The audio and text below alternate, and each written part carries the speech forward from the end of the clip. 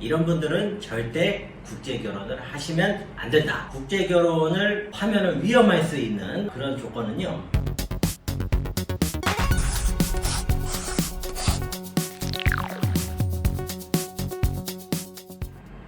안녕하세요.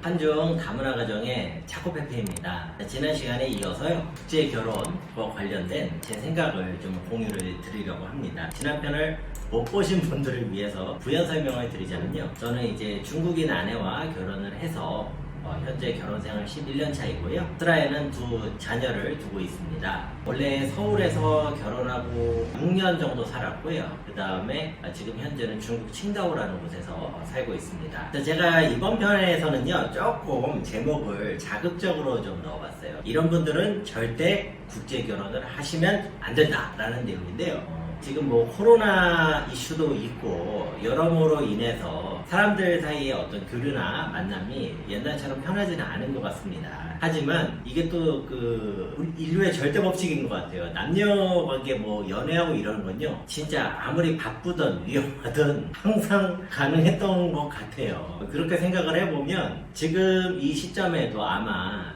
외국인 배우자와 결혼을 하는 문제를 가지고 고민을 하는 분이 계실 수 있습니다. 그런 분들을 위해서 제가 만약에 이러이러한 요인들이 있다면 결혼 생활이 굉장히 불행해질 가능성이 있다, 이런 관점에서 봐주시면 되겠습니다.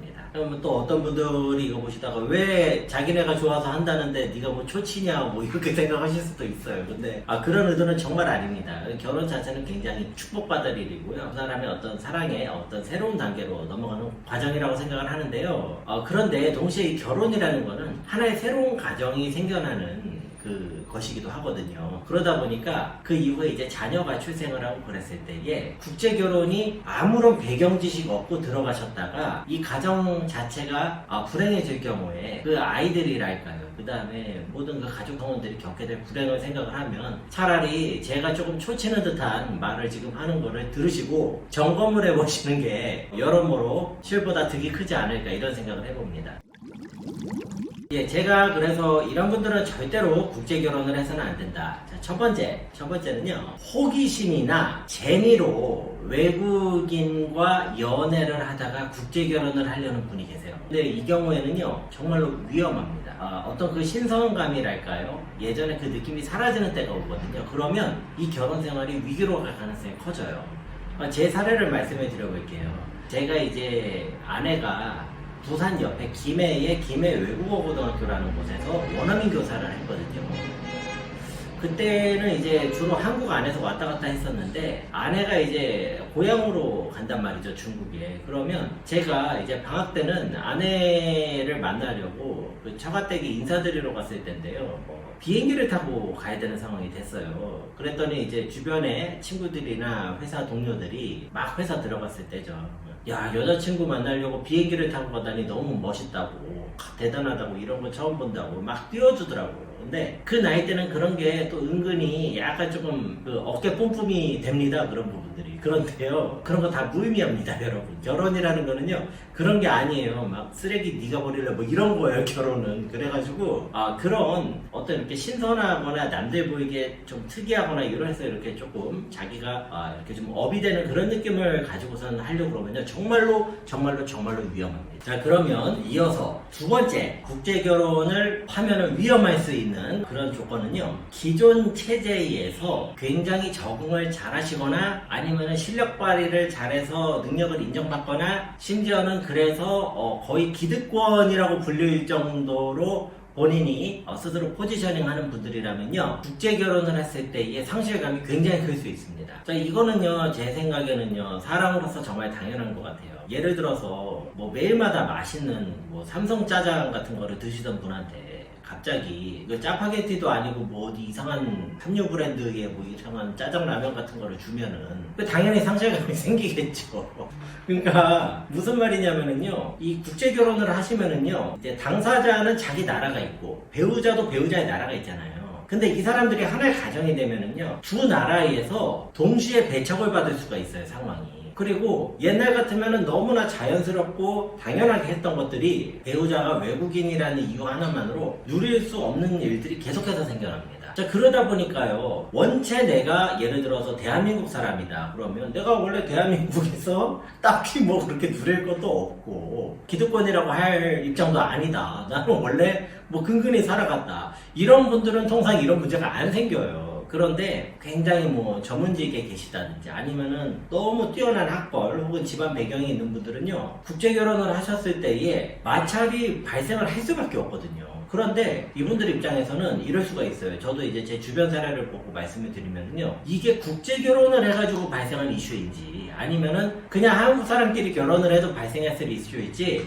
구분을 할 수가 없어요, 결혼을 하고 나면. 그러다 보면 이제 까딱 잘못하면 에이 내가 결혼 잘못해서 이렇게 됐구나, 와이프 잘못 만나서 혹은 남편 잘못 만나서 내가 이렇게 됐구나, 이런 식으로 가버릴 가능성이 있거든요. 그렇기 때문에 본인이 약간 한국에서 혹은 해당국에서 그런 포지셔닝을 가지고 계신다 그러면은 이런 부분들에서 문제가 발생할 수가 있습니다. 그거를 제가 미리 말씀을 드릴게요. 자, 그리고 세 번째 요인입니다. 세 번째 요인은요, 사실 말씀드리기가 조금 애매하긴 한데, 사랑이라는 어떤 본질적인 두 남녀의 감정보다 어떤 조건, 주변적인 환경, 이런 것을 더 중시하실 경우에는요, 결혼 생활이 굉장히 냉담해질 가능성이 큽니다. 네.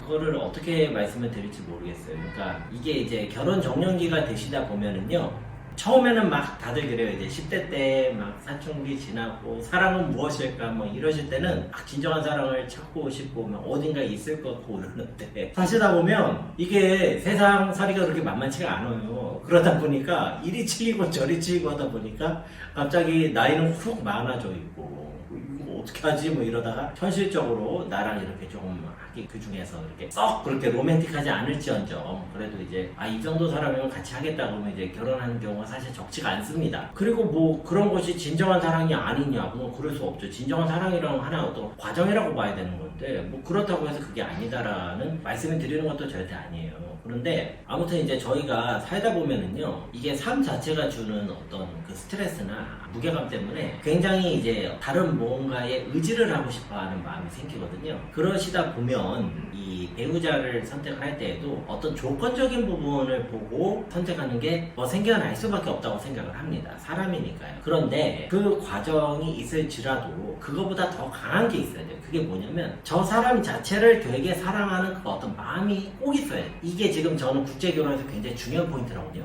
제가 이제 한국에서도 국제결혼 커플들을 많이 만나서 가지고 교류도 해요. 나름대로 많지는 않지만. 그다음에 중국에 와서도 그런 분들을 만나고요. 그런데 공통적으로 느끼는 게요, 제 생각에 한 7, 80%는 그런 비중인 것 같아요. 뭐냐면 일반적인 패턴이 있어요. 이 남자분이 보통 되게 20대 때 확 꽂혀요. 이 여자분한테 확 꽂히는데, 확 꽂히는 거는 꼭 외국인은 필요 없거든요. 같은 한국 사람인 경우도 그런 일이 있는데, 그러면서 자기가 특히 이제 우리 남자들은 조금 이해를 하실 거예요. 그녀를 위해서 내 모든 걸 다 버릴 수 있다라는 상태가 됩니다. 자, 근데 거기서 뭐가 또 이제 결국 결혼을 하는 게 아니고 그 상태로 어느 정도 좀 연애도 하시고 그러면 막 이분들은 데이트 장소가 되게 인터내셔널해요. 뭐 미국에서 만나기도 하고 호주에서 만나기도 하고 프랑스에서 만나기도 하고, 그 한중 커플이 상당수가요, 여러분. 한국과 중국 이외 다른 곳에서 만난 커플이 많습니다. 심지어는 어떤 커플은 뭐 캐나다 유학에서 만난 커플도 있어요. 그러면 그 커플은 둘이 대화할 때 영어로 대화해요. 되게 웃기죠. 한국 사람 뭐 중국 사람인데. 그래서 젊었을 때의 추억이 굉장히 풍성해요.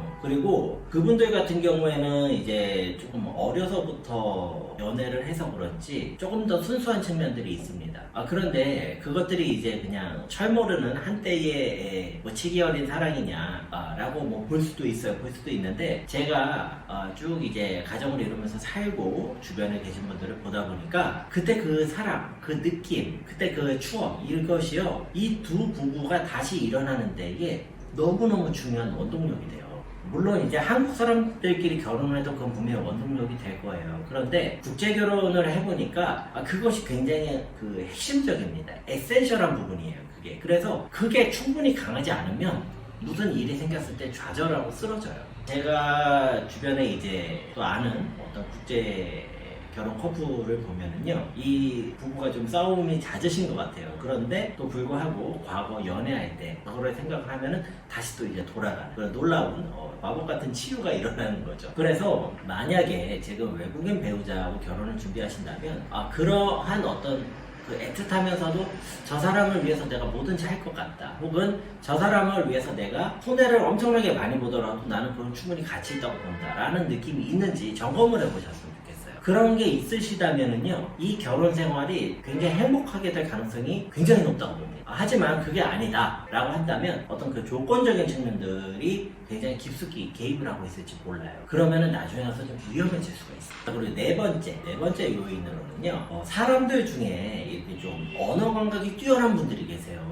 근데 그분들 중에 굉장히 정교하거나 민감한 언어를 쓰면서 그것 자체가 삶의 즐거움인 분들이 계세요. 뭐 언어 유희라고 하기엔 조금 이렇게 가벼워 보이고요. 그런 언어 습관을 가지고 계신 분들이 있는데 단순한 습관을 뛰어넘어서 그게 삶의 즐거움인 분들이 계세요. 근데 이런 분들은요, 국제 결혼을 하시면은요, 되게 스트레스를 받으실 수 있습니다.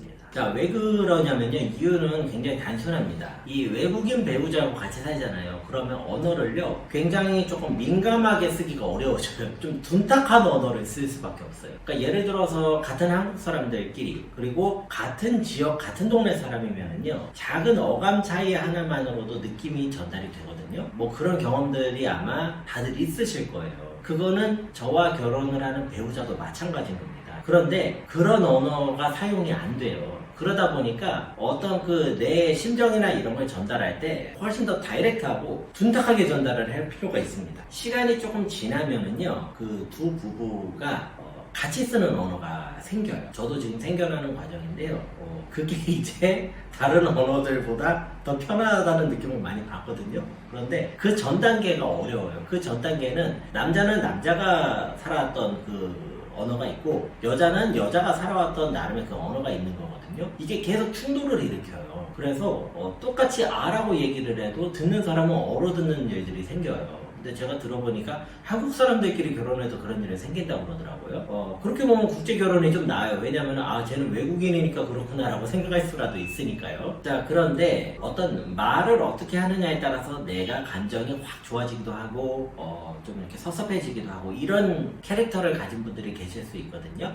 네, 그런 분들은요, 국제 결혼을 하시면은요, 거의 그런 그 감정 교류가 되게 어려워지세요. 그게 어려워지는 게 어느 정도 때까지 어려워지냐면요, 제 경우에는 한 3, 4년 정도 초반에, 그 정도까지는요, 자기가 이때까지 써왔던 언어가 새롭게 세팅이 되는 과정이 있어요. 이게 이제 두 부부가 서로 감내해야 되는 부분이고요. 그 기간이 지나면 이제 둘만 사용하는 언어만 가지고도 충분히 생활이 가능해요. 그리고 감정 전달이나 저 사람이 지금 이런 느낌이구나 이런 거 서로 알게 되거든요. 그런데 그 전 단계가 되게 어려워요. 그래서 조금 이렇게 좌충우돌하는 그런 측면들이 있습니다. 그래서 그런 부분에 대해서 민감한 분들이 계실 수 있거든요. 그러면요, 만약에 남자분이 그러면요, 대화 자체를 피하시는 경향이 있어요. 그러면 이거는 이제 회복될 방법이 없어요. 그냥 대화 자체가 끊겨버리니까. 그리고 여성분들이 그러면은 이제 감정적으로 좀 기복이 생기시는 경향들이 있는 것 같아요. 물론 제가 이제 어떤 뭐 심리적인 전문가는 아니고요.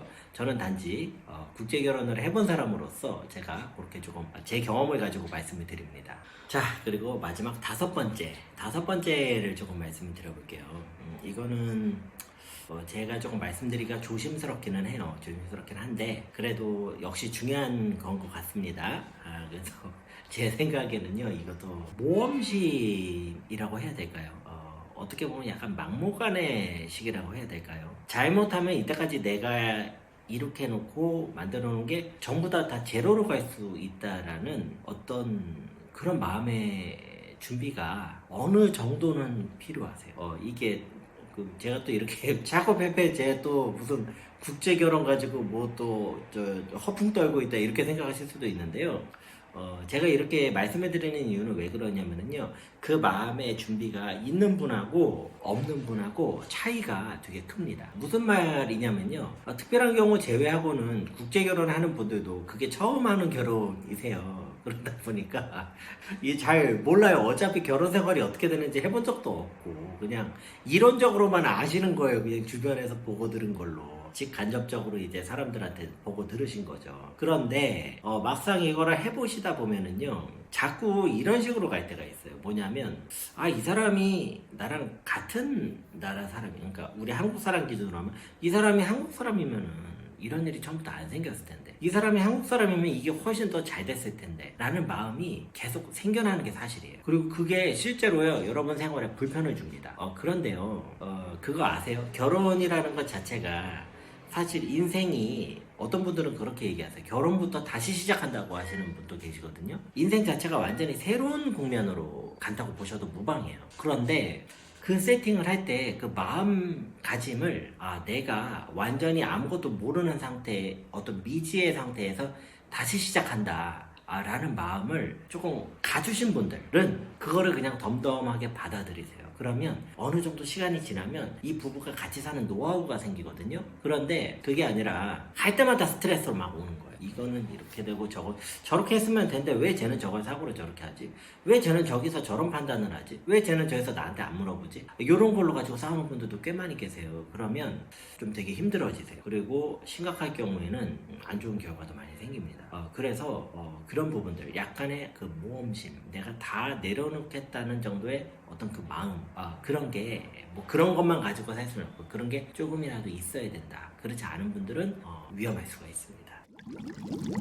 자, 그래서요, 뭐 중간에 조금 기술적인 조금 사고도 있었고 하는데, 그 국제결혼과 관련을 해서 제 생각에 이런 분들이 국제결혼을 하면 정말 위험합니다 하는 부분을 5가지 정도로 좀 정리를 해서 여러분들께 공유를 드렸습니다. 뭐 추가적으로 다른 의견이나 뭐 의문사항 같은 거 있으시면요, 댓글을 좀 남겨주시면 감사하겠고요. 제가 이 중국에 있다 보니까 댓글 남기는 게 또 의외로 잘 안 될 때가 있어요. 그래서 제가 조금 댓글, 이런 분들 너무 감사하고, 막 감사한 분들 되게 많아서 몇 분들이 지금 계속해서 해주시는 분들도 계시는데, 제가 그렇게 하지 못해서 너무 죄송합니다. 그런 부분들은 저도 조금씩 개선을 하겠습니다. 시청해주셔서 감사하고요. 다음엔 국제결혼의 장점에 대해서 여러분들과 한번 공유를 하도록 하겠습니다.